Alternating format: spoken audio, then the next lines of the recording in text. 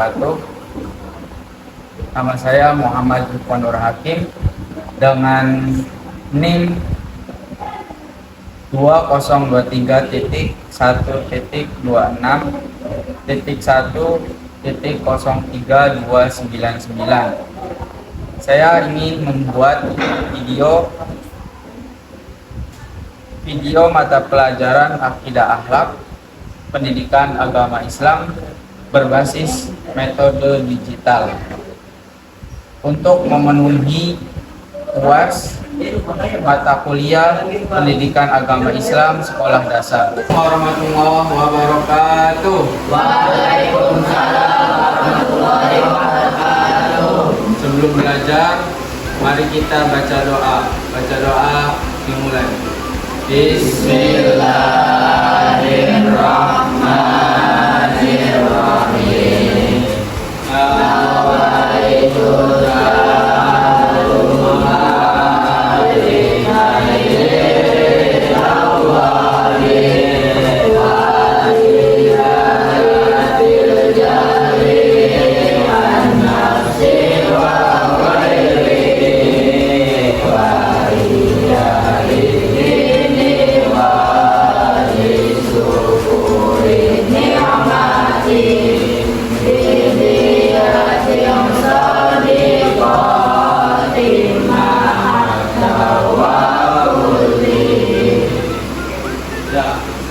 Bismillahirrahmanirrahim.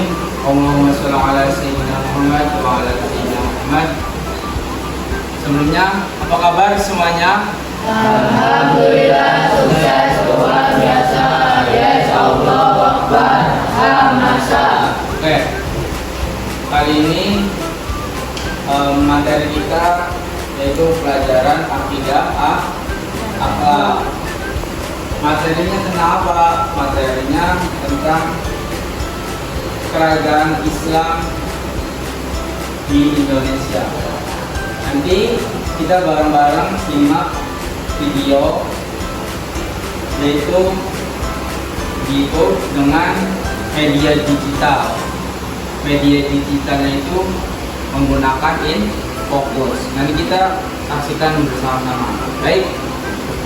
Sebelum kita menyimak videonya, apakah kalian sudah siap mendengarkan?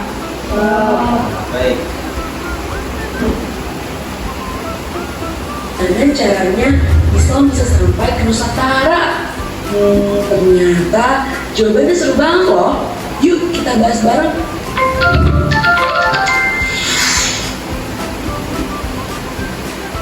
Di Islam itu mulai masuk ke Nusantara sekitar abad ke-13 lewat pedagang dari Arab, Persia, dan Gujarat. Kok bisa? Bisa, karena posisi Nusantara yang strategis banget di jalur perdagangan antara Asia Timur dan juga Barat membuat Nusantara itu jadi kayak rest area favorit para pedagang.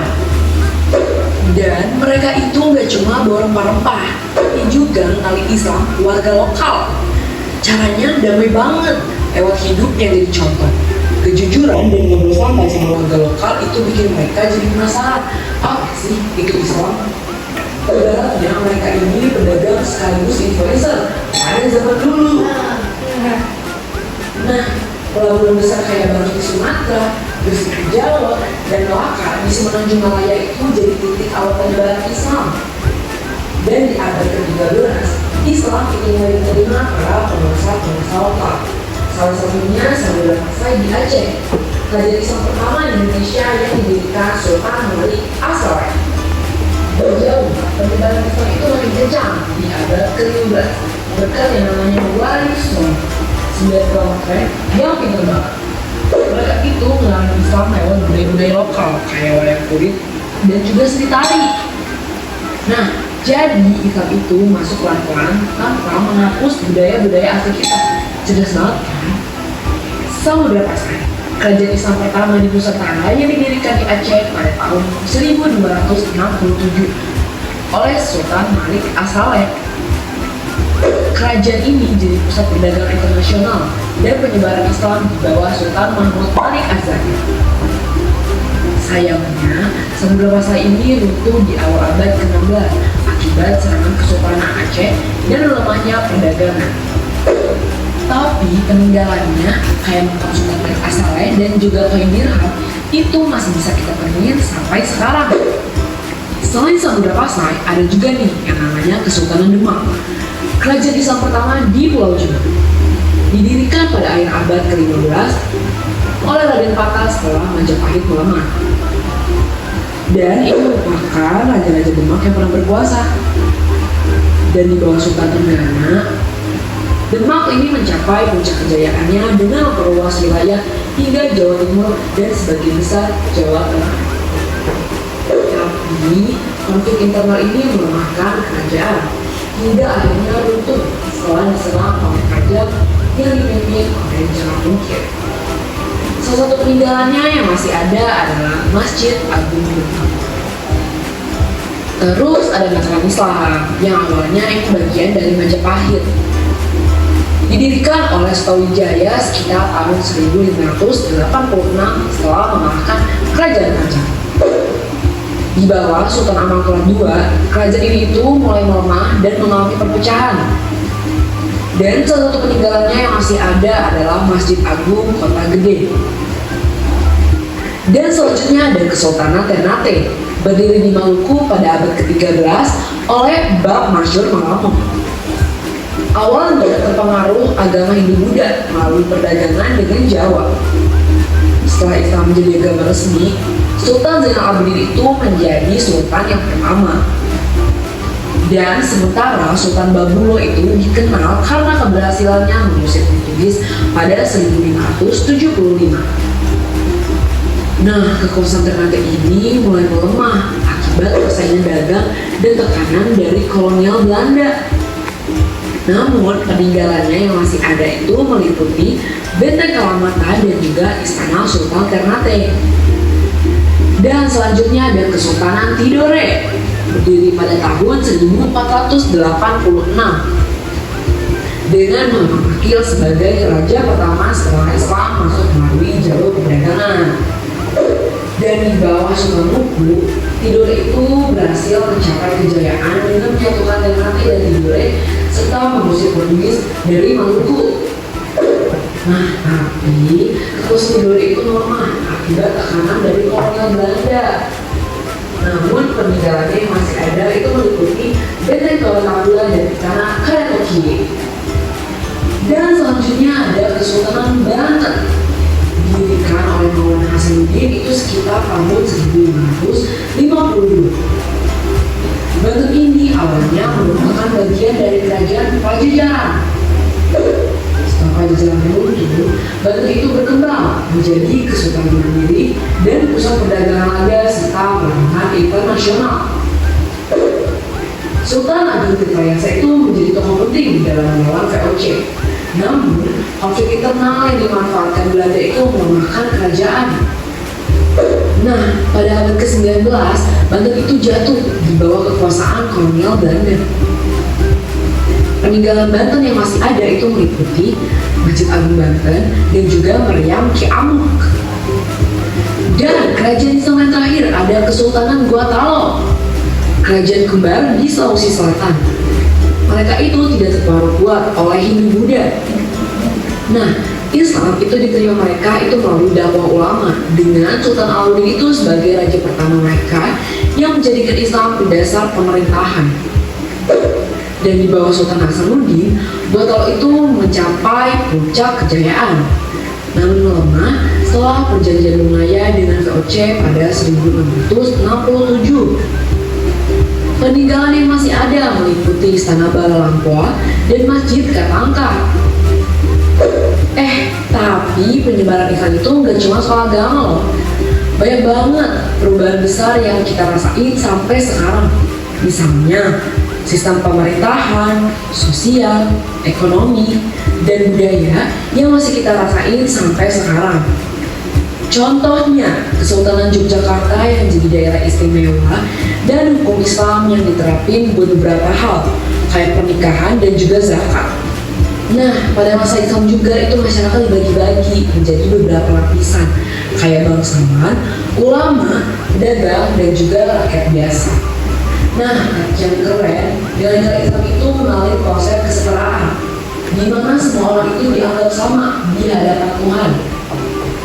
Dahulu itu ulama yang jadi tokoh panutan buat masyarakat pada saat itu, dan bisa dilihat sampai sekarang, tokoh ulama masih dihormati, dan nilai kesetaraan dalam Islam itu tetap jadi dasar kehidupan sosial di Indonesia. Nah, selain itu, sistem ekonomi Islam kayak zakat, wakaf, sama sedekah itu mulai diterapin buat mendukung kesejahteraan sosial. Bahkan beberapa kerajaan itu bikin mata uangnya sendiri. Sampai sekarang, sistem ekonomi berbasis syariah juga terus berkembang di Indonesia. Misalkan, lewat bank syariah dan pengelolaan zakat yang sudah dikelola secara modern. Contoh lagi, seni kaligrafi, musik islami, dan tradisi kayak perayaan Maulid Nabi itu jadi bukti asimilasi untuk budaya ini. Bahkan, bahasa Melayu itu dulu jadi bahasa dakwah dan perdagangan yang akhirnya berkembang dan jadi cikal bakal bahasa Indonesia yang kita pakai sekarang. Dan dalam arsitektur, musik masjid kayak Masjid Agung Demak itu nunjukin perpaduan antara gaya lokal dan juga Islam. Jadi, kejadian Islam di Nusantara itu nggak cuma ninggalin sejarah, tapi juga banyak banget warisan yang kita bisa nikmatin sampai sekarang. Gimana? Udah gak penasaran lagi kan? Sampai jumpa di video selanjutnya.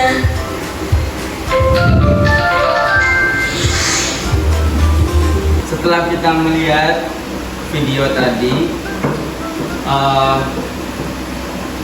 kita dapat simpulkan bahwasannya Islam masuk ke Nusantara itu pada abad ke-13 lewat perdagangan di mana Arab, Persia, dan Gujarat. Jadi para pedagang itu tidak hanya membawa rempah-rempah saja, tapi dengan mereka berdagang, mereka juga mengenali agama Islam kepada warga lokal.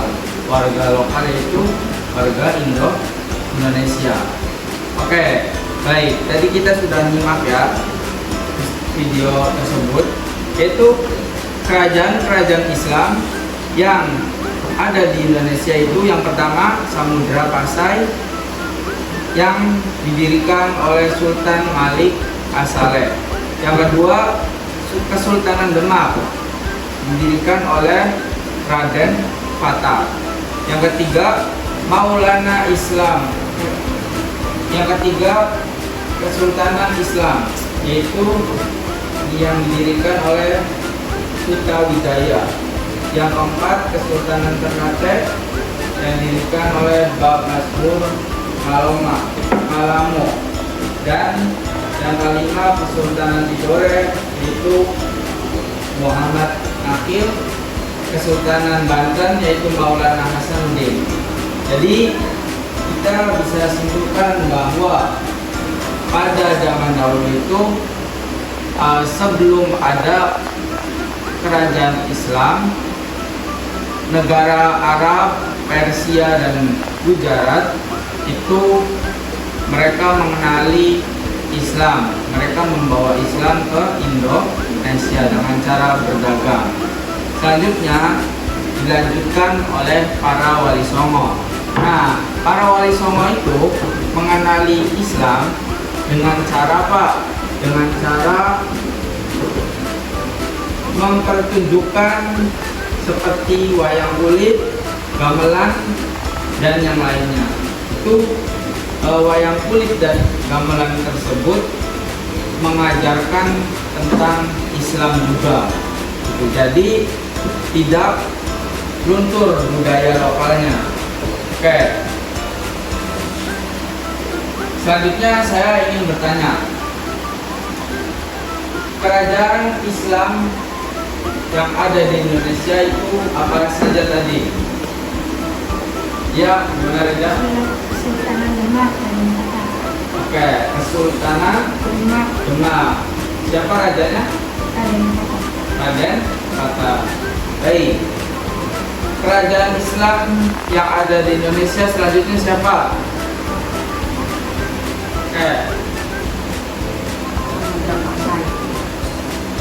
Samudra Pasai. Sultannya namanya siapa? Sultan Malik As-Saleh. Sultan Malik As-Saleh. Terus kerajaan Islam di Indonesia apa lagi contohnya? Ya, Mataram Islam. Mataram Islam. Kesultanan, iya Mataram Islam yang didirikan oleh Raja Sutawijaya. Baik, mudah-mudahan materi pelajaran dengan menggunakan metode digital di mata pelajaran Akidah Akhlak kelas 5 MI, mudah-mudahan dengan menggunakan media digital ini, dengan melihat video, kita bisa lebih mengerti dan lebih paham tentang bagaimana Islam bisa masuk ke Nusantara. Cukup sekian dari saya. Wassalamualaikum warahmatullahi wabarakatuh. Waalaikumsalam warahmatullahi wabarakatuh. Pulang, mari kita berdoa. Berdoa mulai. Bismillahirrahmanirrahim. Rabbi Rabbana bibarakatihi wa binal husna bi hurmati wa amitna bi qaril qadiri wa mu'afati minal fitan